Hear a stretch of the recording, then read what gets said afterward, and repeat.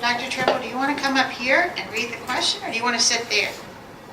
I think we need to hear you. I don't think we can hear you unless you're speaking to this beautiful thing. So, a lot of people in the room doing coding. Who here does that kind of work? Who's coding? Who's filling in STS? Okay. So, somehow Judy and Eddie wrote me into You did, totally. being willing to come to try to answer some questions. And I'll start by saying, though, I've been involved with the STS database for many years. I never have really myself sat down and filled out the forms. Not much anyway. I'll have a footnote to that later. But mainly what I have done is responded to questions from coders. Like they're looking at the forms and they say, what did you do? I'm not sure I understand this. And so if I did the operation, I know what I did, but I'm more often now guessing at what somebody else, one of my partners has done based on what Judy's asking me about. And a lot of the questions that we have go along with descriptions or official descriptions of what various, particularly aortic operations are, what part of the aorta they worked on, what does that mean, do we really know the answer to those questions? I mean, just an example we talked about recently was the question asked, how many entry and exit tears are there in aortic dissection? Which is an absurd question. And I'll tell you why, just as an example, is that in autopsy studies of dissections, the average number of entry and exit tears is 20. And you can't see hardly any of them from where you're working. So it's not possible to answer that question by any imaging technique or any intraoperative findings, etc. And I just tell that particular story to acknowledge that it's fairly likely that some of the questions they ask aren't answerable. Probably is okay if you say it's unknown for some of those things. I did look at, I think Eddie forwarded me a couple of these at least. There weren't many that we got, I think 3 or 4 maybe. And so just as, what's that? I said, we have more. Well, This is probably I have time for it because I want to be sure we get to, you're after him. but just as an example, this question seems to be founded on the reality that when you're punching it in, if you put in what you think you read in the op note or somebody told you, even when you asked in the follow-up question, that there's ways that it won't let you answer it the way somebody told you it should be. And I don't know what to do about that. I mean, we all deal with that all day, every day, right? Every form I fill out, it seems like online, I put in about anything. Your bank account or a survey about what you think the best football team is or something, and you put it in, it says you can't put that in. Now what? And it doesn't tell you what to do next. And so I'm not sure I don't have an answer for this because I don't really know what the problem is here. I think the question though, this is big, this is a question. That's me. got it. Chris, you asked Yes, sir. Yeah, I can ask the question. Here we come, we get the OR report and we're looking at they're doing, say, an aortic valve, and then they talk about working in the annulus and working in the root, debridement. Well, there's a question there, major debridement versus, or major root reconstruction versus just a repair.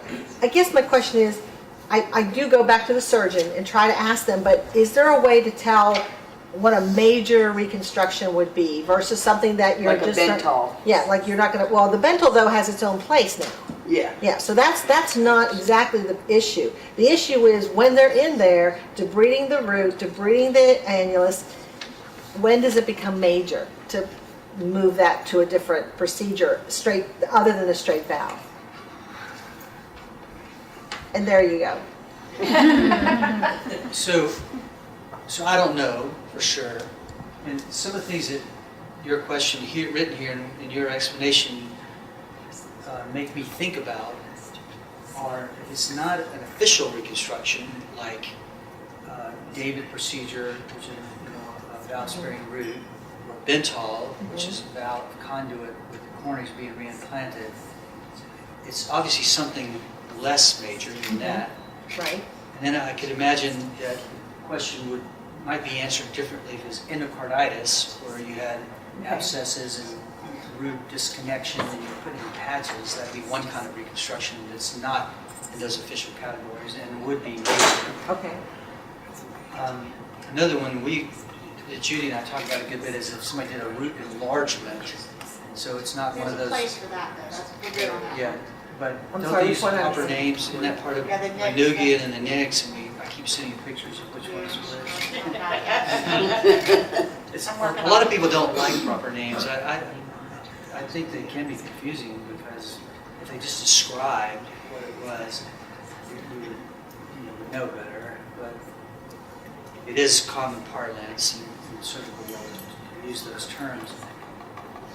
And so, I actually, just getting back to your specific thing about major debridement versus minor debridement, do others of you who have been coding those things, do you think they are really want to know that? I mean, It's one of the questions when you run the aortic valve issue, there is a question about major debridement. major debridement, that I actually don't, says that. yeah, I don't have the valve, you don't have the valve page with you? What's the other option, minor?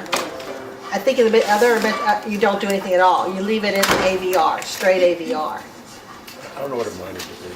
Yeah, So it's a good example of the kind of difficulty one might have in having a real algorithm how to answer that. So if a person has aortic stenosis, they have a lot of calcium in their valve and in the annulus. And getting back to kind of how we teach it, the answer is you debride and you debride and you debride and you debride some more. When you think you've debrided as much as you possibly can, debride some more. That sounds major, But it's actually just part of the operation if there is calcific aortic stenosis.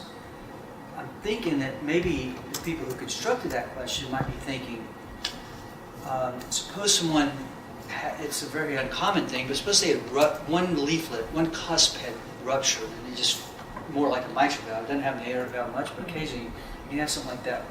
And the rest of the valve is normal tissue, and you just take your scissors and in about 30 seconds you cut it out. That surely is minor. But I would think that most aortic valve replacements are being done for calcific aortic stenosis, and most of the debridement probably could be categorized as major. I've never timed how long it takes to do that, but it can take a good while, and you can have to pick every little fleck out. You can't leave anything loose in there because it'll embolize. You can't have anything that would be a stalactite or stalagmite, whichever they are, that might not let the valve seat and seal against the aortic tissue. I think the reason I'm trying to ask that is because if it's a straight AVR, it's in the star rating for AVR, it's categorized as an AVR. However, if you move it to more root work, it's going to pull it out of there. And that's why I'm trying to figure out how I can do this and make sure that if it's a straight AVR, it's in there, it's available for star rating. I think that's the. I hear you. Yeah, that's the difference for us. That adds another layer, doesn't it, to sort of how to. Right. What are they doing? What do they say they're doing? Well, sometimes, we'll go back to the surgeon and talk, but sometimes there's, and I want to say, I don't have it in front of me, Ruger, is that? Rongeur? Rongeur, yeah. Okay. We like to talk French. Yes, I'm not French, I'm sorry. If we use that terminology, what does that mean? It's just a would it be it's a tool, and it's a pincher that has a sort of round end on it that'll just bite and hold the tissue. You can breed regular tissue or calcified tissue or even bone. I mean, I'll give you an example. We cut extra holes in chest tubes with them sometimes because they make a nice symmetrical round hole.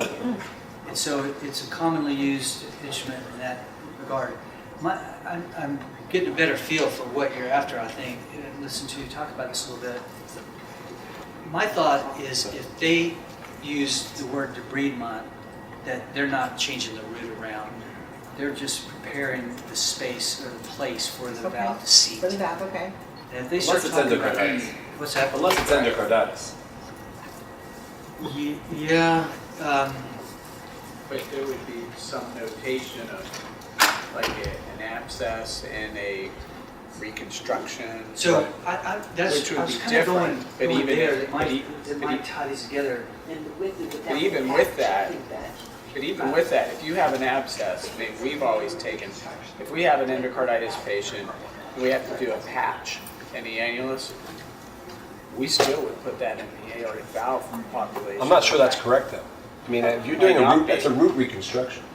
You're reconstructing a root. I would tend to lean that way as well. Actually, what I was thinking might be a reasonable answer to this is if they do a whole, well, no matter how much they seem to have done, if they aren't sewing graft material into it, then it's not a major root reconstruction. Right.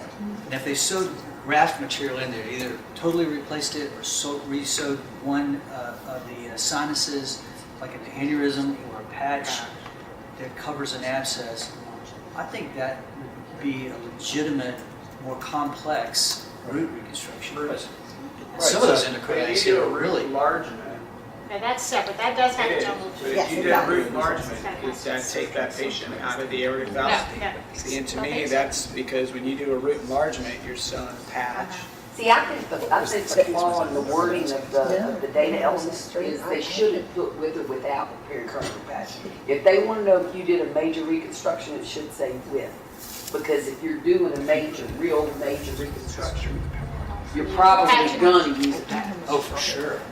You really can't. Yeah, I think that's a flaw in the way it's worded. So obviously, I don't know the answer to this. My instinct is more along the lines of if you're debriding and using rongeurs and getting all the calcium leaflet material out in order to plant a valve, that's real standard.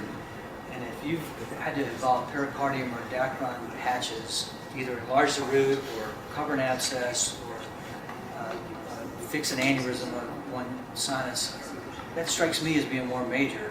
Okay, so just by virtue of using the Bergère, if there's not a whole lot of debridement, I can't speak French. If there's not a whole lot of debridement, it would not be considered major, it would stay with the AVR? So let me make sure I'm listening to the words real carefully.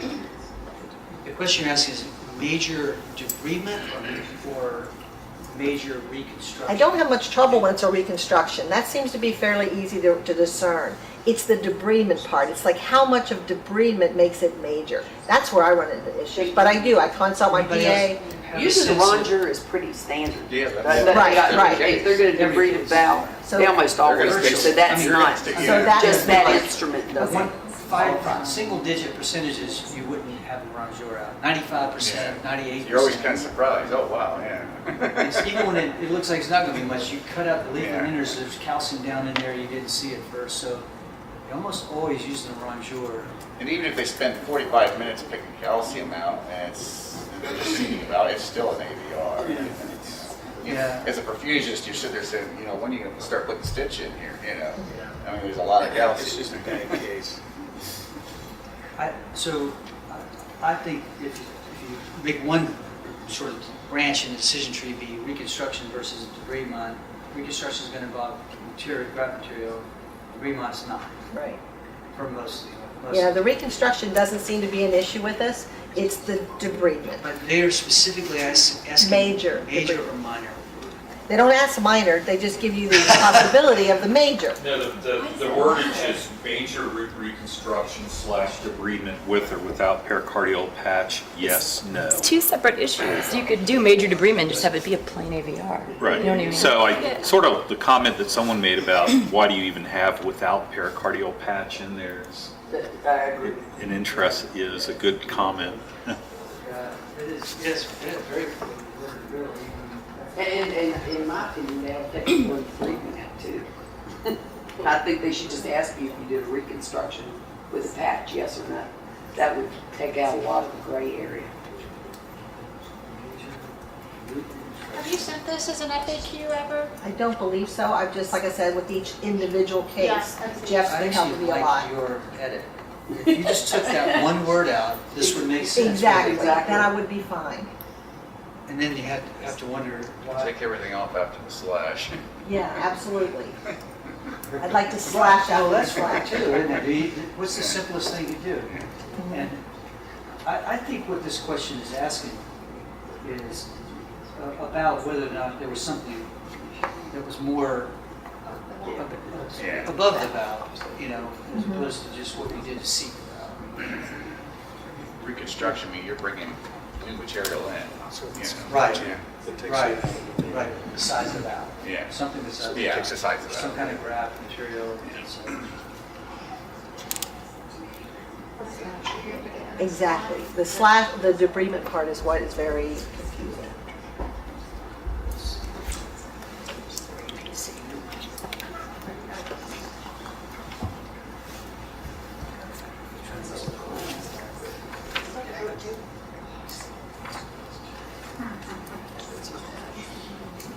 Did you use the arrow button?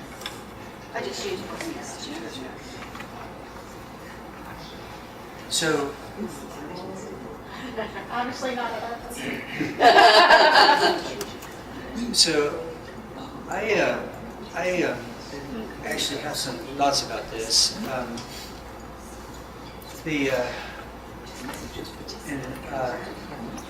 It sort of ended up seeming to me over the years, once the STS got more complex like this and asked more and more questions, that I was going to have to answer those questions sooner or later. And sooner meant I did it right while I had remembered it, like in the operating room. And later was some other time when I might think, I can't remember exactly what we did, and I'm not sure it's in our note either. And the tradition at UVA has been that we were going to get as many other people to fill all the stuff as we could, because, I mean, at some point, I mean, a busy clinician just doesn't have time to do it. I mean, it's a full-time job to do it. But some of y'all know I took a little sabbatical for a while, broke up my 40 years at UVA, some time in two other institutions, and in one of them, we, the surgeons, decided that for some of these complicated things, like mitral valve, aortic root, that we would fill out the sheets in the operating room. And there were some other people that helped a little bit along the way, and there was still a coordinator that finished everything up and could still ask some questions, but I did not find that too onerous, particularly when it really did dawn on me that I was going to spend this time sooner or later. Either I could just answer it as best I could in the moment, or I could be asked later when I probably wouldn't remember it as well. And I think we all ended up thinking that was not that hard to do. We had the sheets in the operating room, and you just brake scrub, somebody's closing up, resin or PA, whatever, and you just take a few minutes and do the best in pen to write the things and then hand those sheets along. And I don't think that's that. I didn't think that was that onerous, frankly, to tell you the truth. And well, actually, here's actually. It may be that the take-home message is that I thought it was going to be onerous, and then once I did it, it wasn't. And so, I don't know how you exactly put your finger on the scale to tip the balance in that direction, but one way would be to do what Judy does and hound everybody all the time to help. And then they finally say, Just give me the sheet. just give me the darn sheet. And so I don't know if there's I don't know if there's a way to every place is going to be different. Every squad is going to have some different views on that. I'd be curious to know, is anybody getting their surgeons does anybody have surgeons that are filling out sheets for you? We do. For the maze and for the mitral repair. But not aortic? But yes, starting I'm getting starting three things Friday. checked on this, and that's it, Starting not a Friday, whole that's sheet. going to be in So what they did is like. the binder. And that's it. Perfusion guides them through the sheet. Yeah. But they actually do, Well, once they break scrub, you know, and they grab their phone and about ready to run out the door, I'll latch on.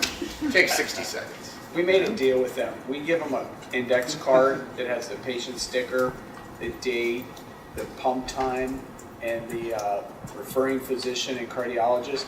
They use that for the dictation and for the phone call afterward. And we don't give them that until they complete the sheet. That sounds like a pretty good trade that to is a me. good idea. Yeah. But I do Unfortunately, think they that- don't complete any other sheets other than those 2 sheets.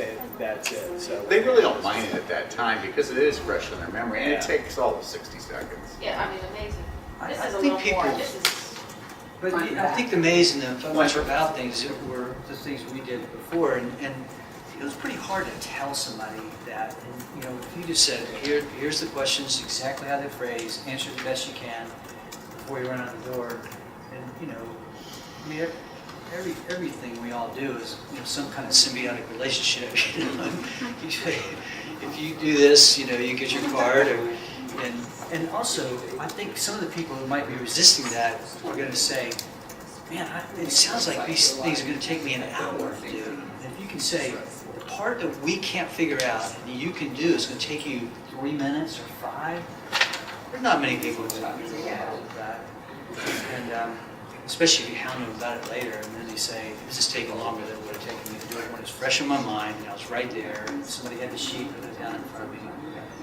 So some of my friends would probably shoot me for saying that, but my experience was just what y'all described. Was once we said, yeah, this is too complicated to talk about on the phone or later, and then we realized it didn't take long to do, and it was accurate, it was up to date, avoided later emails and calls. I thought it worked out fine. I didn't mind it at all. Ready for another? very accurate. Right now, I'm gonna work this thing now that I've got the answers. that's not a good question because you're not answering to the form. But when we do put in a freestyle, excuse me, you've got your valve section and you put all that information there. And then you have to go to the aortic section and put all the same information there. It's double. And that's really not a technical question, so it's all good. Sounds like that's more a question for the database people to say, couldn't this auto-populate or something Exactly. for those kinds of freestyle or root replacements like that? Any other specific question about that? I do. Well, it's not really particularly about this, but if you had a root, we had a patient that had a pseudoaneurysm on the non-coronary cusp, and they said the aortic valve, they didn't touch the aortic valve. And there's nothing, I mean, is that considered a sinus of Valsalva? That is a sinus of Valsalva. Where's Linda? Go, Linda. Okay. Okay. Yeah, that's what it is. Okay. Sinus of outside aneurysm. It's most commonly in a non-coronary cusp, so an easy thing to fix. And the valve might be totally normal, you have to Yeah, aim they the said valve. they didn't touch except, because I didn't want to put it in here, because I'm like, they didn't touch, I can put it here. And then on a CT scan, since I get to ask questions, if you see a dissection flap, this is for actually IRAD, not for this, but if you see a dissection flap, is that the same as an intimal flap? Yeah. Yeah. Because the intima is what's going to be on the inside of it, and the blood in a dissection is going to be between the intima Okay. and the epitasia, that therefore a little bit of media on each side supposedly. If you're looking at it histologically, that's what the pathologist would say. And it's a secondary, what's a secondary tear? Because that's one of our questions. It says the primary tear, and it says secondary tear, and it makes, the way it's worded, there's none. So it makes you think there's got to be one somewhere, and I think you were speaking to that a little bit at the beginning. But I think they would want the one most distal, but it's like, how the heck do you even know? I don't- Ignore it. Yeah, I would ignore Oh, yeah, I was that. like, oh my God. I think Okay. that's like, Secondary tear. yeah, that's like trying to sort out the gender of angels. I know, the first time I saw that, I was like, There's a primary tear. There's a primary tear in the root, and then the secondary tear would be the reentry point. that's they what have a they're- specific question for that. That's sort of, I think, what they're sort of getting at, but Judy and I were talking about this, and I mentioned earlier, I think, Ray, that, if that person died, and you do an autopsy, and you look at the aorta, almost every branch point has a tear. And you may not see it radiologically. A lot of the aorta, of course, you can't see while you're repairing the root or the ascending aorta. And so you don't really know. You can pretty much assume there will be more multiple tears besides the entry. I think my instinct would be for coding it. That the most important thing to say is just where you thought the entry tear was. And is it down, close to the root, right above the centrotubular ridge, or is it higher up, right up near the takeoff of the innominate? I mean, there's an article in this week's Annals of Thoracic Surgery talking about how people have bovine arches, are more likely to have tears there than down below. I'd never heard that before, but I just read it yesterday. And so that might be the kind of thing they're trying to get at, is a little bit about the natural history and that kind of stuff. But the secondary tear idea or the concept or the words they give this implication there's one place where the blood goes in and one place where the blood comes out. And that just isn't true. It's just factually untrue in essence every case. Is there one more question after this?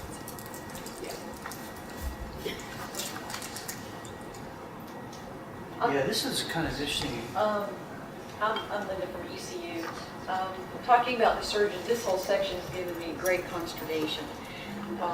And the surgeons, it's like a deer, with headlights when they see this. So what I ended up doing is I took every one of their past cases, got their op note, sometimes CT scans, the database form, and we sat down and went over each one of the cases. And it was multiple, so there was repetition. And then we went through the sections one at a time, because I'd spent a lot of time with Dorothy trying to figure out, what is this, what are you trying to get at, what's the sequence, what are all the questions, and so we did that. And I think it really did help. It helped me, it helped them. I think one other thing that falls in the same thing, you get a patient that has a really tiny root, and they know they're not going to be able to get a standard valve in, so they do a freestyle. There's nothing wrong with the aorta. It's just that a regular valve isn't going to fit, so they go ahead and do a freestyle. Right. And then you have there's instances where you have my surgeons will go in and they just have a dilated root or a thin root. They can see through, it's paper thin, or a variety, or we've had a lot of endocarditis. And so they'll go ahead and replace it. It's not really an aneurysm, so you don't fill out the aneurysm section. You just skip that and go to the other section. Yeah, and there's no choice that really fits under indication. I got you. Right. Do you guys find that on that kind of case, there's just a lot of blanks? They just don't know. There's no good where to put them. Yeah. But I do think your approach to that is a good one. If you corner somebody long enough at a library, a cup of coffee or whatever, it doesn't take long before they understand what you're asking and what the forms look like and that kind of thing. I mean, I think that's part of the things I learned filling things out. It made sense what I was being asked. And there was no doubt in my mind that I was not only getting we were doing more accurately, we were doing it faster because we knew what really was on the form. Even if it was confusing, you just kind of get to the point where you kind of agree that this is what we put there when these conditions exist. I don't know. I read your thing about the porcelain aorta and the aorta that's not necessarily aneurysmal but seems thin, or you're worried about it. You might have additional reasons to worry, like a bicuspid valve or a person's a Marfan or something. You think I'm just going to put a cloth wrap in it. The truth is, it doesn't take much time to do that. A lot of people, I do, like to transect the aorta. So that's already one anastomosis, and it takes 5 minutes or 8 at the most to do the second anastomosis, and now you've got a cloth graft. But it wasn't for an aneurysm, but it pretty much means they're not going to have a tight aortic dissection ever, including perioperatively. So as people do that, I think you may do it more than these days than maybe a long time ago. People were trying to be more minimalist. But I think that you can't code it as an aneurysm if it wasn't. It strikes me, right? Yeah, it's, I mean, so we didn't, we just filled out But the. you filled out the aortic section? Or not? Well, Just yes, about? because they still did replace The ascending. the root and the ascending aorta, so yes, I did.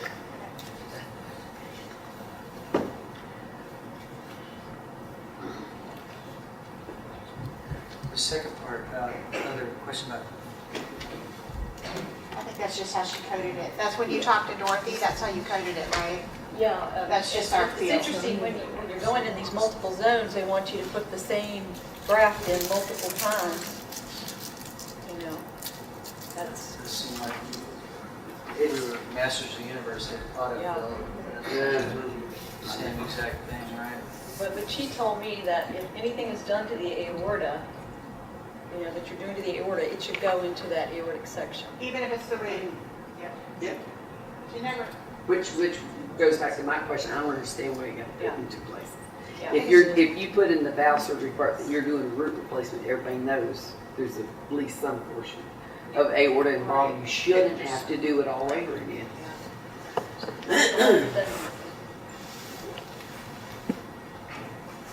think that's all the thank questions. you so much, Dr. Tribble, we really appreciate it. Sorry, I wasn't. Oh.